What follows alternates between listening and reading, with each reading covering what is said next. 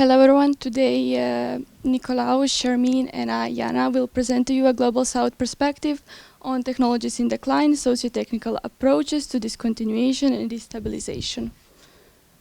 So first we will give a quick overview of main definitions of the paper, then each one of us will provide one extension to the paper, and finally we will have questions and concluding remarks. So there are three main definitions in the paper. First one is a socio-technical destabilization, which is seen as a process by which relatively stable and coherent socio-technical forms. When I say socio-technical forms, I'm thinking of systems, regimes, institutions, face significant challenges that could threaten their existence. Then we have the system decline, which is a quantifiable degradation of systems performance. And finally, there is a phase out, which is a deliberate governance intervention to discontinue some socio-technical forms which are considered to be. I will briefly explain the sixth proposition that Turnheim gives at the end of his paper after synthesizing the literature. So destabilization, first he says, is processual. So it's not a one-off event, it's gradual over time. Second, destabilization is relational and multidimensional. So there are a lot of pressure fronts interacting. There's economic, political, institutional actors and pressures interacting. And third, incumbents are central actors. So the destabilization process happens through them, not at them. And fourth, destabilization involves changing commitments. So once the destabilization process is onset, it can happen that, for example, governments withdraw subsidies or investors withdraw their money. So commitments can change. Fifth, destabilization can be deliberately governed, although it's politically hard, but states can take control and manage the process. And lastly, destabilization is inherently political and normative. So there are winners and losers of the whole process, and this process can create vulnerabilities. So now we move into our extensions of the paper. In my part, I will focus on the phase out of undesirable technologies, and I think the easiest example is the green transition and phasing out of the fossil fuels. But I decided to take one step back and impose the question, what are undesirable technologies, and who defines technologies as being undesirable? As we know, the global environmental agenda is usually shaped by the developed countries, and it overlooks historical and structural reliance on fossil fuel extractivism by some developing nations. In addition, it reinforces the old patterns of exploitation under the just or green transition narratives. So Global South looks at this as deliberate destabilization that is North dictating it on them. Now that we know who is defining something as being undesirable, we can check what does for some South American nation means these undesirable technologies, fossil fuel in particular. So it is not just a technical choice, but it is foundation of political stability and capitalist modernization. Even if we ignore all of what I said so far, developing countries' transition is often constrained by the technology imports, by the debt cycles, by intellectual property rights, and finally the basis, which is the lack of infrastructure and human capital that is needed to go through these transitions.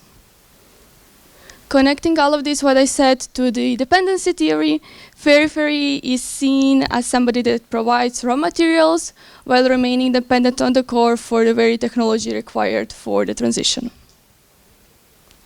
And now putting all of this to the global scale, we can see how exogenous pressure and incumbent actors that Sharmeen was mentioning act on the global scale, not a local scale.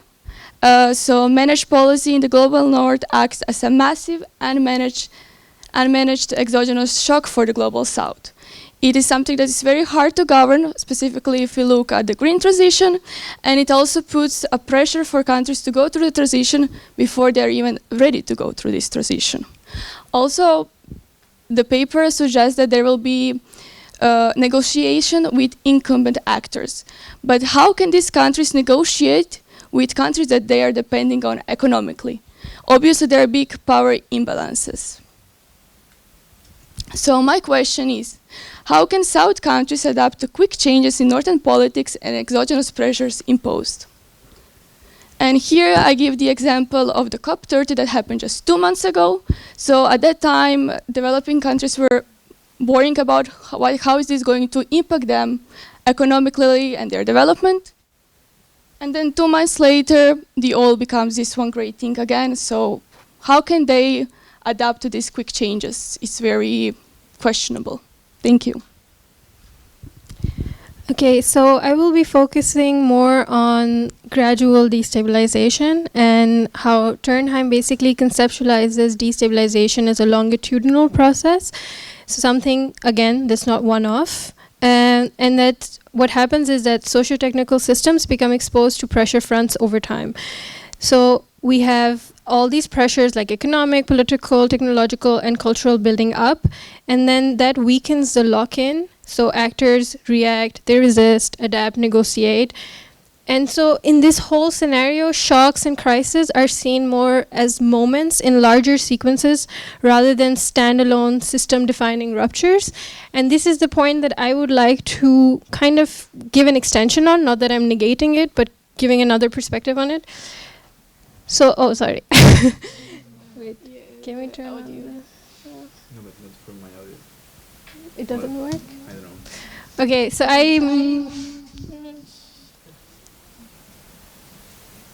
so I made a video to try to kind of capture how this works. So you would see the character going up the hill, so that's the destabilization process, and shocks are more like bombs that are thrown in the way, but it does not disrupt the process and the character keeps on moving up. There won't be enough sound because I don't know about the sound, but let's see. So you see the shocks are coming in, but the character keeps going up. So yeah, okay. And so as you can see, that shocks are analytically secondary to the pressure fronts, right? But what I think that in climate context, some shocks can be very critical turning points and can change the nature of destabilization itself, not just accelerate or decelerate the process, but can be like standalone ruptures. And yeah, so instead of seeing it as pressure that leads to destabilization, which leads to a form of governance forming and then a transition, I flip the script a bit and see that shocks can then lead to destabilization in a new way altogether, which leads to an emergency response and an improvised transition in a forced way. So yeah, the green swan.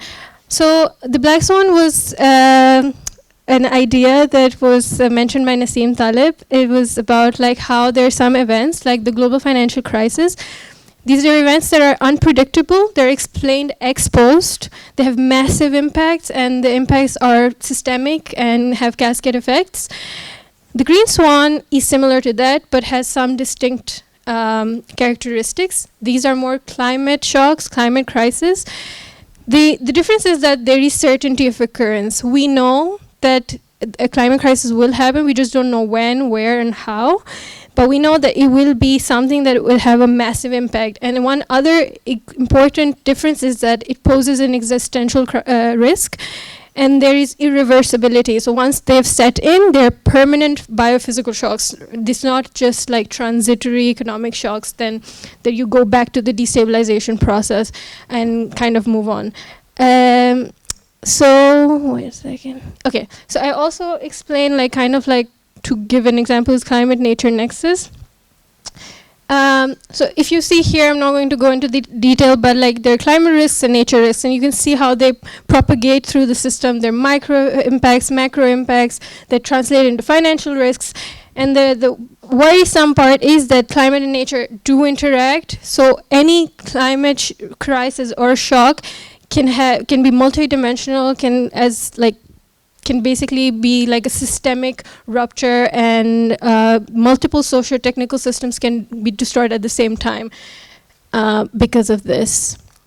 And for Global South, I would like to explain how, because for example, Turnheim mentioned how destabilization processes, they can be managed and governed. There is always a capacity. It might be hard, but they can be.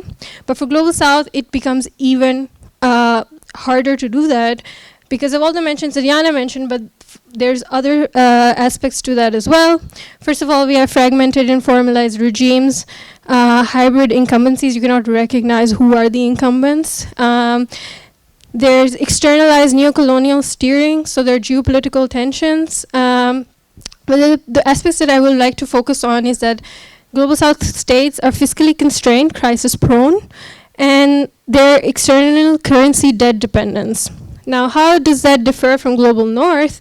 Is that if you see this graph here, we see a lot, this is a debt to GDP ratio of all these countries, but you can see that a lot of the developed countries are operating on very high debt to GDP ratios. So we have Japan, we have Germany, we have France here, but still they're not that vulnerable. Why? Because even with high public debt, they borrow in their own currency and have strong central banks and cheap finance.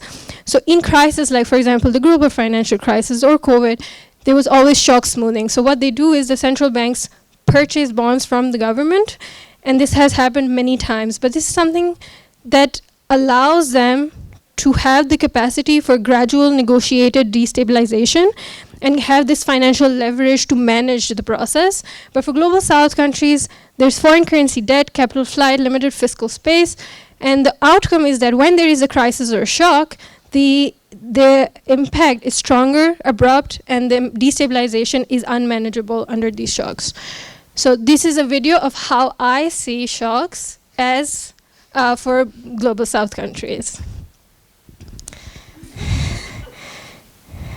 So you see, everything is destroyed. Okay, so that's was my extension. So there is a framework bias here. There is emphasis on gradual, governable destabilization. And I think the Green Swans extension kind of calls for a category, the need for a category of rapid, ungovernable destabilization, especially in the context of Global South countries. Thank you. Well, thanks a lot, Sharmeen. After talking about the climate change, it's also a bit depressing, so let's keep up with the mood. And I would like to take then, because we talk about how destabilization works, but also there is a very important thing that is how lock-in and the perpetuation of the system works. So, I mean, as ourselves, as economists, we found ourselves in a very complicated position because we come from a heterodox master, we have dissident voices inside the academia, and then we will explain how our role as economists inside academia might shape how everything is co-imprinted. Well, the first thing is that, of course, in economics academia, it's as you will probably know at this point, there is something called mainstream economics that are what could be defined as the socio-technical stability and what actually makes the lock-in, right? So, as Durkheim introduces, you have incumbent actors that contribute to the continuity of existing systems, structures, and practices through tacit and routinized activity, including maintenance, care, and repair, continued investment, service improvements, incremental innovation, or the reproduction of the underlying regime rules. This last point is the most important, and here we have decided to relate it to how academic activities behave and operate. And the most important thing to highlight here is that there is a personal motivation towards gaining sustained relevance and legitimacy inside the same system. And this we have split it into two different kinds of discriminations. The first one is the active academic discrimination, and this is made inside how economics works. And for example, you have a lot of works on how the top 5 journals in economics have a clear bias towards the selection of the topics, the influencing of research trends. You have also that the publishing is monopolized inside those journals. And of course, you have the discouragement of exploration of alternative assumptions. If your paper is longer, if you have dissident voices, you will not make it into very relevant publishing papers, which in my opinion it's not bad, but I mean, of course, it's somehow that frames a hierarchy inside it. And of course, this is not in the top 5 journals, but also like in mainstream economics. I mean, you have like the usage of specific models that, for example, like DSGEs in the IMF or the World Bank against like input-output models as seen more heterodox sometimes. And you have, of course, like this kind of publication bias that you need like relevant publications to be inside like big publications. And as our presentation related before, this is also translated to the periphery, as around 95% of the publications made in the top 10 journals are by affiliation to the global north countries. This is very important because it keeps down dissident voices from countries in a lower position, even if, as you can see in this graphic in yellow, that the total share of researchers is super strong in Asia and other countries. So it's not at all like related to the number of researchers, but more to like maintaining this global north dominance towards the south. And the second social discrimination that we would like to introduce to this framework is the fact that you have very complicated economics for people, for normal people, right? I mean, Rosa Luxemburg in What is Political Economy, and going very broadly on that, she writes on how like economists don't make clear sentences of what even political economy is, or how this can be understood by regular people, if not even people with PhDs agrees on something, right? And the most important point of this last part of the presentation is like how we can actually make an effort towards like the breakage of this locking in academia. And let me introduce José Luis San Pedro. He's one of the most possibly or the most important Spanish economists that, in my opinion. He was also one of the most important writers in Spain during the 20th century, and he always advocated for a democratization of economic writing. And I mean, I'm sorry, because while we were reading your paper, it was very interesting, but the usage of words was at some point very complicated. It becomes like something that we felt a bit like the first meeting that we had, it was, oh my God, this is complicated. After, of course, it becomes much more interesting when you read it several times, but it's also this, the need to make things more accessible for people to allow for further discussions. And this leads us to the questions that we have presented for you. Well, first of all, we would like to ask you that in regards to the green transition, how can South countries adapt to quick changes in the northern politics and exogenous pressures imposed? The second, how should gradual destabilization frameworks be adapted to capture abrupt systemic climate nature, green zone shocks, especially in fiscal constrained global South states? And the last question is, as an active researcher, how can you ensure that the academic sphere responds to the needs of the society in terms of providing useful knowledge that could be used to understand socio-technical transformations in order to let them take an active role on them? Well, thanks a lot, and thank you, everyone.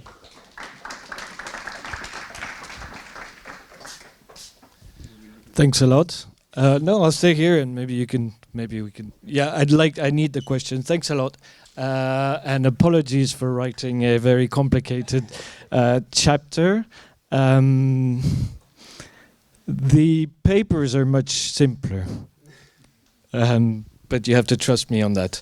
No, I mean, that chapter is particularly long and complicated for a good reason. It was not addressed at students or at the general public, but there are other outlets for that. And I think you're really right, and that points to the third question, that one of the responsibility of academics is to not remain in the ivory tower and to actually make the knowledge accessible, use metaphors, engage in collectives, in whether it's decision makers, whether it's practice communities, whether it's the general public. I mean, this is extremely important and has to become much more central in our practices. Before I answer the question, no, I really want to thank you for this very thorough reading. I particularly appreciate this Global South perspective, which is needed. And again, I have to apologize. I can only speak from where I have done the research.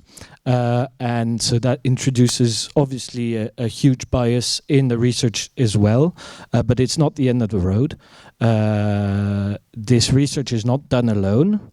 So I really encourage other perspectives to attach to this, and we're already doing this. I, as one, am very more and more heavily involved. I've considered I wasn't. Maybe next year I'll intervene on that in this course instead.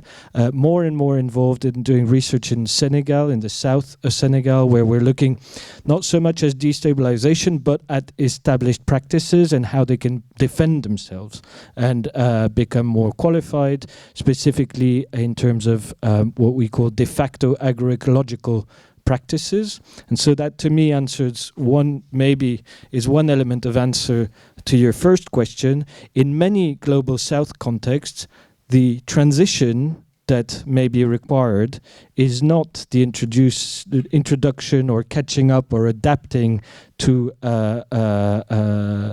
dynamics elsewhere, but actually specifically in Lower Casamance, it's maintaining, defending, and making sure that the existing agroecological practices are not further destroyed and remain a central part of people's existence, of collectives and communities.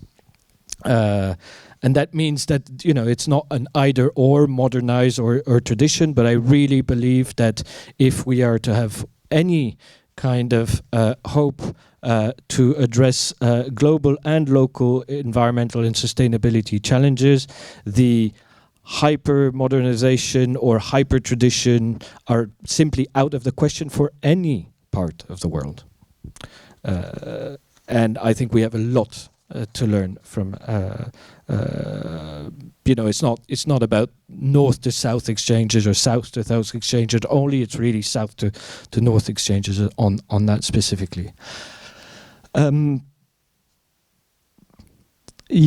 There's a lot of research on specifically the global impacts and problems spilled over from, for instance, the transition to electrification and mobility and the problems of critical materials, the pressures on resources and the extreme violence with which this is exerted in most cases in global south context. There's amazing research done by Annabelle Marin. She's Argentinian researcher who's looking at how systematically the opening of lithium mines in Argentina and Chile are systematically, for 90% of them, related to major justice conflicts about land rights, ownerships, etc. And the mobilization behind them. I have no solution. I don't have any magic wand here. But the first step is to recognize that any of these transitions,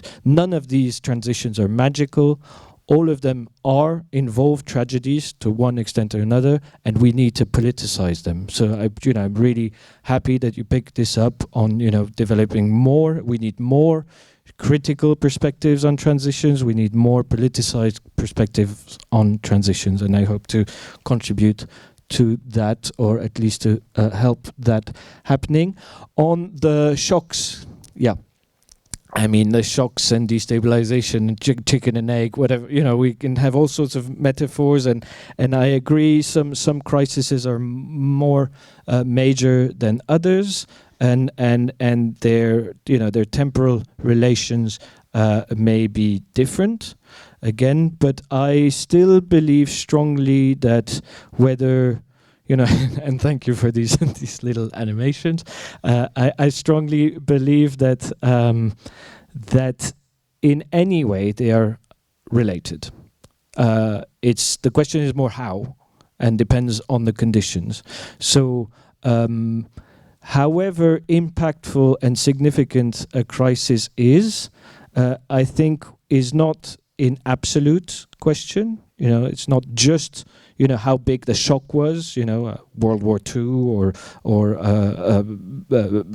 global financial crisis, as you mentioned, 2008. It depends on the context of application. So you pointed to, there are structural inequalities in which these may intervene, and obviously that's going to have a major effect on what a crisis leads to. On the other side, preparedness for crisis has a significant effect on its outcomes as well, positive or negative. The professionalization of crisis management is also leading to situations in which we're not dealing with problems, or we're actively looking away from these problems. Again, it's not fully answering this very complicated and huge question that you ask. As researchers, I think I've already pointed to some element of question, but research has to de-silo itself and engage with real problems. And in a way, I think that, or I hope that humbly, putting the question of destabilization and the political nature of transitions and transformations out there is contributing to demystifying the discourse. We see this transition everywhere as if it was magical, as if it was consensual, as if it was something inevitable that we can, handle without having political conversations, without having conflict amongst perspectives. And I think this is simply wrong, untrue, and not helpful. But thanks a lot again for questions.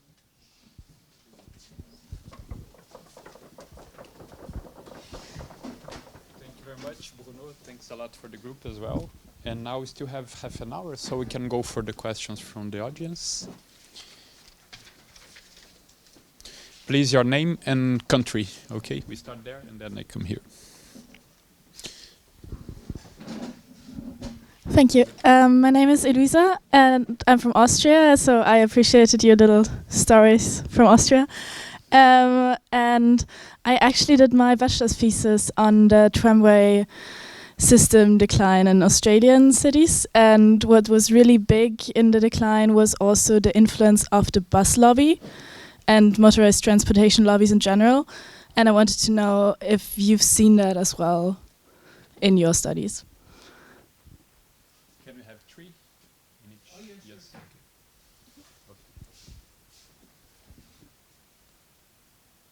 I'm just waiting. Hello, I'm Florian, I'm from Germany, and my question would be like, when you were talking about the fried eggs, you said that society is good at, we as society are not good at breaking existing order, but like what about like global authoritarian term right now? What about the global authoritarian turn right now, which is actually like very good at like quickly breaking democracy? So can we learn something from the fascists in terms of destabilization? And then my other question concerning destabilization would be, you had like this theoretical separation where the response of the system was one part, or like a change of the response of the system. My question would be if you can make a strategy out of this, because when you come like from a systems theory perspective, for example, from Niklas Luhmann, you have operational closure of the system, so you can't influence how systems respond. So when you were thinking about how to govern like destabilization, what is the relevance of this change in response vector, because you can't influence it anyways as an actor which is outside of the system. And then a final one. Hi, my name is Jonas. I'm from Switzerland. I wanted to ask a question on like the kind of the prospect or the role of the combustion engine, or more like of in general like or like private motor vehicles in as their role of stabilizing actually the system, like as kind of like this post-war class compromise that I think is quite similar to what you've described with the meat industry. And the question is like, because I think it's quite different to, for example, dismantling a tram system, right? That the car is really central to the like capitalist mode of production that we currently have. And I want to ask like, how or where are the levers there to destabilize it?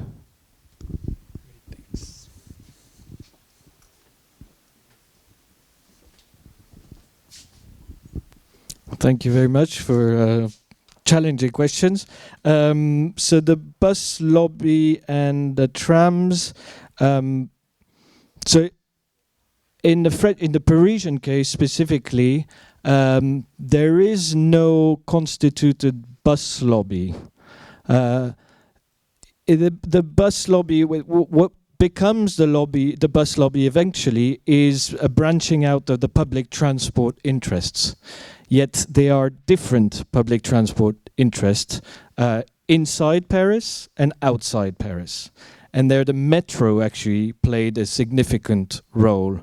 And there's a huge historical dispute about, what's the role of motorized transport, specifically bus, but also cars in relation to the tram. And I think we've settled it. It's not purely a technological substitution story. That is very clear. There is a huge, significant accident happening. All the while, during that case, the metro is deployed, and then there is this conflict between the inner Paris mayors and decision makers and the outer Paris decision making, which have conflicting interests. The experiment in dismantling trams starts with the inner Paris sections.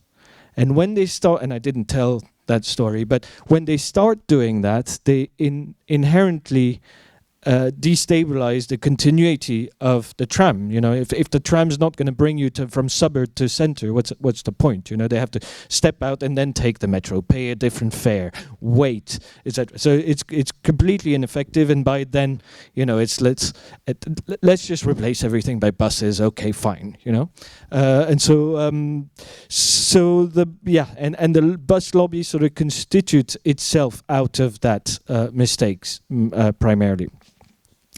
Aren't we good at breaking eggs? We're extremely good at breaking things, but are we collectively as a society? Some individuals, some power factions are extremely good at breaking things. Can we learn from autocratic regimes? I wouldn't go down that slippery slope. This is a discussion that I have with Andy Sterling quite often, and he prevents me. And actually, with the reverse image, he's like, let's not bring our knowledge to. Well, let's be cautious about to whom we bring our knowledge, because equally, what could learn from this destabilization research to more effectively, more systematically dismantle things that might not be desirable to dismantle. It's not a satisfactory answer, I can imagine. We're doing a large literature review of the different disciplines that look at decline as opposed to emergence, and obviously political regime change is a huge part of the scientific literature out there. So yeah, there are relevant explanations there to be mobilized. Can actors outside of systems influence destabilization? I think it's a question of perspective. Indeed, within a Luhmann perspective, not so much. In the proposed framework here, there are different kinds of actors. They're inside and outside. There's incumbent and change agents, if you will. So the change agents will primarily locate them onto the problem fronts, pressure fronts. They advocate for change, and so they put existing things under. They contribute to putting existing things under pressures, while incumbent actors have agency as well, but agency that tends to be driven towards defending. Okay, incumbents are not always power. There are other there are other types of actors that are tied to existing regimes that are not as powerful and vested as incumbents. Think of coal miners, potentially not very agentic in the sense of they are dependent on specifically they're dependent on companies, employment, capitalist modes of production as workers and laborers, wage laborers, wage workers, and so they have much less agency to change things than those incumbents that are in charge of these companies. But nonetheless, yeah. Last question: the role of the ICE. So would the car and the fossil-based technologies have a particular tie to capitalist mode of production? Is a stabilization? I mean, I can't answer this question. I mean, have they become aligned? Yes. There, and there are these theories of liquid capitalism that tied to this.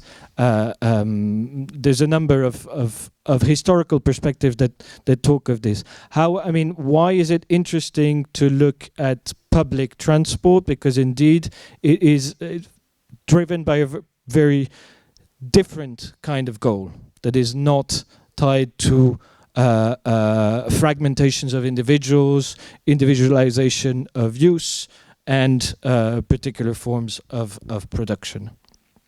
There are capitalist interests in public transport provision, nonetheless, significant ones.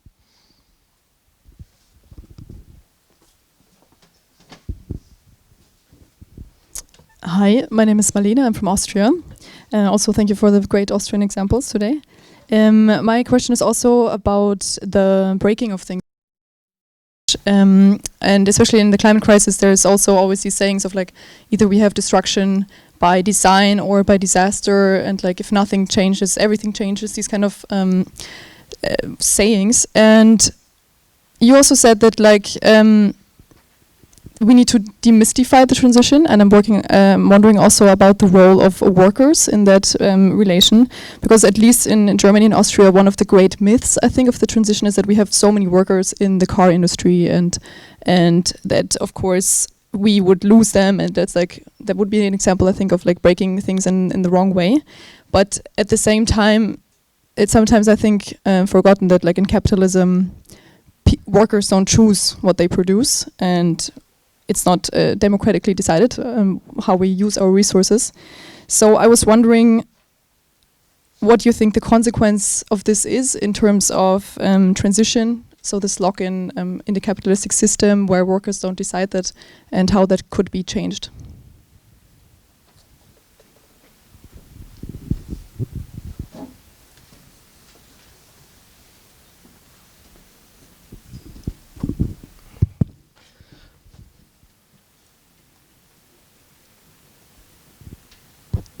Hello, I'm Frenel Ben from India. So I wanted to ask you about how standardization or standards could be a barrier for phasing out. Especially all those standards could be used as a tool for interoperability. Most of the times hegemonies use it as a tool to prevent phasing out, like the classic examples of QWERTY keyboard or the gauge of railway tracks. And when you were talking about the tramway system in Paris, it also reminded me of this transition model, the Aparnati and Utterback life cycle industry model, which again says that the dominant players at the end of the day is based on standardization. So I just wanted to know your perspective on standards, and how can we make sure that standards doesn't lead to barriers when it comes to phasing out and innovation. Thank you.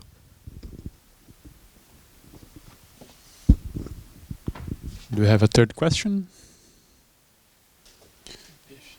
Here. Thank you for your presentation. I'm Daniela from Colombia. You were presenting the example of tramways, and I think it's very interesting, and I want to link it to Marlene's question, because I have a hard time seeing destabilization at a greater level, especially when it comes to green transition, or it includes a whole change maybe of a broader system than talking about a very specific thing as tramways. And also taking into account that there is resistance from incumbents and at a bigger level that may be at a city level or a very specific technology. So my question is if this particular framework of destabilization that takes into account pressures, responses, and so on, could apply to this broader level, or if this level of analysis that is green transition should take into account a different analysis, like analytical level of analysis. That's super redundant.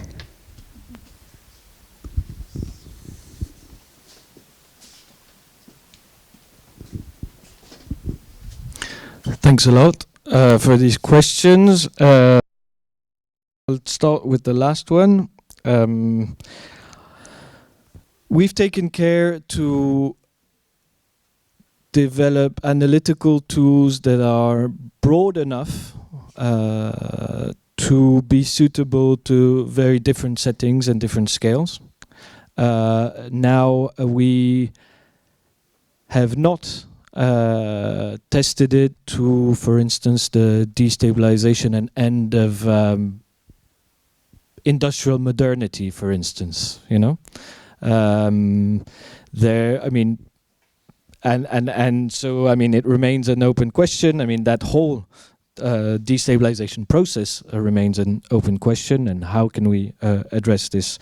But we believe that, you know, the basic ingredients of that understanding, that there are things, whether they're material things or bigger structures, that have a tendency for relative stability, that this tendency for stability is dynamic. One of the reasons for their stability is structural, but also enacted through specific strategies and reproduced through commitments. And that somehow change is an outcome of changes in these dimensions. I think we still stick by that, and I think, you know, we'll have to try this in broader cases. The destabilization of coal is perhaps a much broader case that I've studied 20 years ago in my PhD. And there, you know, we're not talking about the destabilization of a specific industry or type of mining, but we're talking about the destabilization of what was the backbone, the energetic and material backbone of an entire society. And when British coal was destabilized and eventually declined, what happened is what fell apart. What fell apart is Britain. The very idea of that country as a industrial power fell apart with coal. I mean, partly. So I believe we do. You know, that it does apply to broad things. It's a manner of tuning.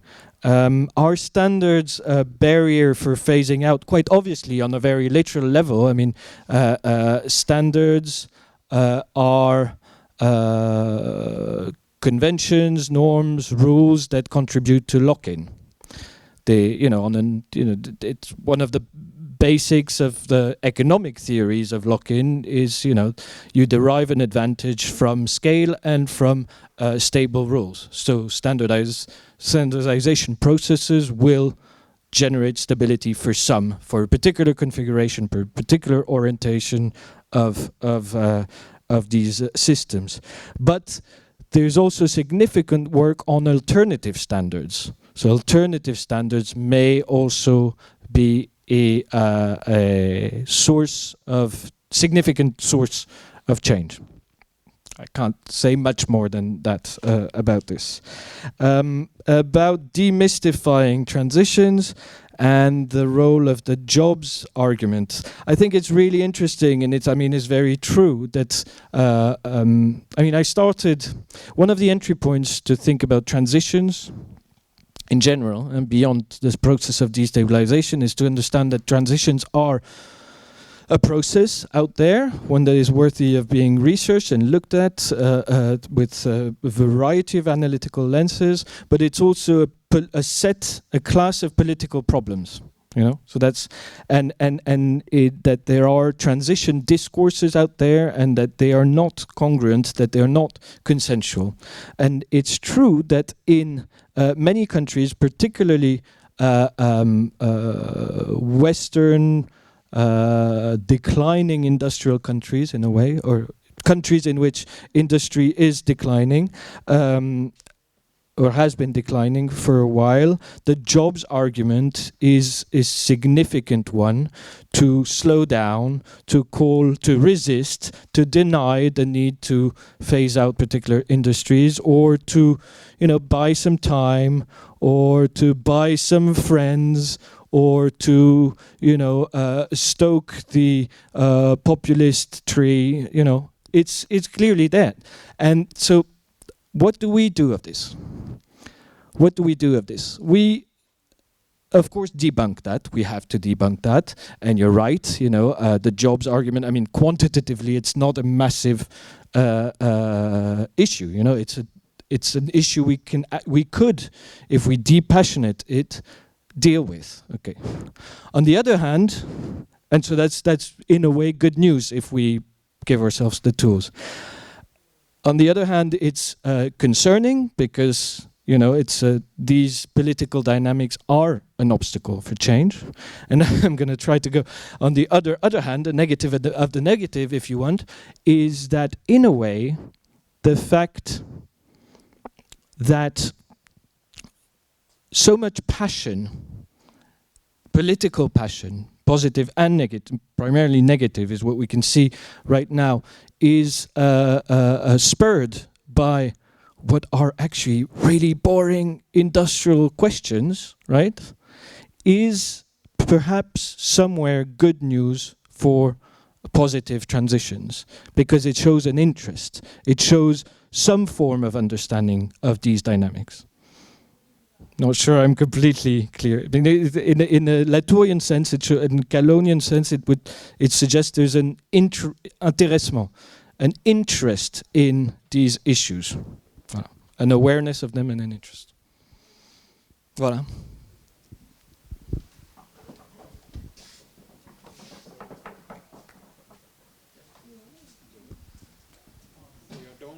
Let's give a warm round of applause to Bruno. Thanks a lot.